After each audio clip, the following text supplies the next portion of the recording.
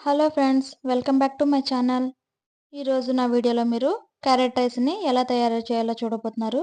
దానికి కావాల్సిన పదార్థాలు: తురిమి పెట్టుకున్న క్యారెట్, కొంచెం జీడిపప్పులు, ఒక హాఫ్ ఆనియన్, మిర్చి, కరివేపాకు, కొత్తిమీర, కొబ్బరి. ప్రాసెస్ చూద్దాం. ముందుగా ఒక కడాయి తీసుకున్నాను. ఆ కడాయి వేడైన తర్వాత కొంచెం ఆయిల్ వేసుకున్నాను. కొంచెం వేసుకున్నాను, ఎందుకో మీకు లాస్ట్లో చెప్తాను. కొంచెం ఆవాలు వేసుకుని ఆవాలు చిటపటలాడాలి. ఆవాలు చిటపటలాడిన తర్వాత కొంచెం పచ్చిశనగపప్పు వేసుకుంటున్నాను. మీరు కొంచెం పల్లీలు కూడా వేసుకోండి. నా దగ్గర పల్లీలు అవైలబుల్గా లేవు. ఇప్పుడు సాయి మినపప్పు కూడా వేసుకుందాము. చాలా టేస్టీగా ఉంటుంది పల్లీలు కూడా వేసుకుంటే. ఇప్పుడు ఈ ఫ్రై అవుతున్నాయి కదా, సాయి మినపప్పు వేసుకుని ఈ మూడిటిని కొంచెం ఫ్రై చేసుకుందాము. నా వీడియోస్, నా వంటలు ఎలా అనిపిస్తున్నాయో కింద కామెంట్ బాక్స్లో తెలియచేయడం మాత్రం మర్చిపోవద్దు. ప్లీజ్ లైక్ చేసుకుని సబ్స్క్రైబ్ చేసుకోండి. చాలామంది సబ్స్క్రైబ్ చేసుకోవట్లేదు, చూస్తున్నారు కానీ సబ్స్క్రైబ్ చేయట్లేదు. ఈ టైంలో జీలకర్ర వేసుకుంటున్నాను. జీలకర్ర కొంచెం ఎక్కువ వేసుకోండి, పిల్లల డైజెషన్ అనేది ఇంప్రూవ్ అవుతుంది. మీరేం చేశారండి ఈరోజు టిఫిన్? నేనైతే టిఫిన్ దోశ వేశాను. లంచ్ బాక్స్కి క్యారెట్ రైస్ చేశాను. ఫ్రై అయిపోయినాయి. ఇప్పుడు కొంచెం కరివేపాకు వేసేసుకుంటున్నాను. కరివేపాకు కొంచెం ఎక్కువ వేసుకోండి మీరు, నా దగ్గర కొంచెమే ఉంది. ఆనియన్స్, మిర్చి కూడా వేసేసుకుని ఫ్రై చేసేసుకుంటున్నాను. ఇంకా జీడిపప్పు వేయలేదేంటి అని చూస్తున్నారా? జీడిపప్పు ముందు పల్లీలతో పాటు వేసేస్తుంటే మాడిపోతుందండి. అందుకే ఆనియన్స్ వేసిన తర్వాత ఒక 2 మినిట్స్ ఫ్రై చేస్తే సరిపోతుంది. అందుకే ఇప్పుడు వేస్తాను చూడండి. ఇప్పుడు జీడిపప్పు వేసుకొని జీడిపప్పుని ఆనియన్స్ని కూడా బాగా ఫ్రై చేస్తే సరిపోతుంది. ఒక 2 మినిట్స్ ఫ్రై చేస్తే సరిపోతుంది.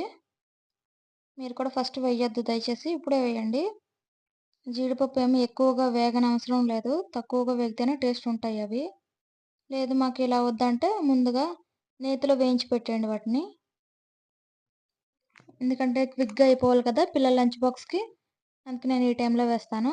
ఆ ప్రాసెస్ అంతా చేయాలంటే టైం అయిపోతుంది. మీరు గమనించినట్టయితే జీడిపప్పు ఫ్రై అయిపోయింది, చూసారు కదా.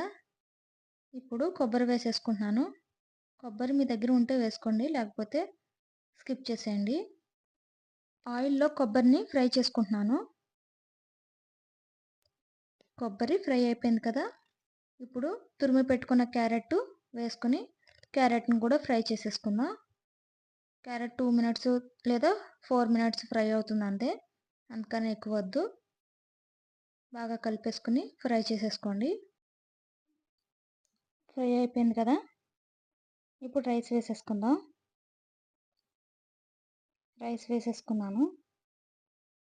మీ టేస్ట్కి తగ్గట్టు సాల్ట్ వేసుకొని ఆ సాల్ట్ రైస్కి పట్టేలాగా నీట్గా మొత్తం కలిపేసండి.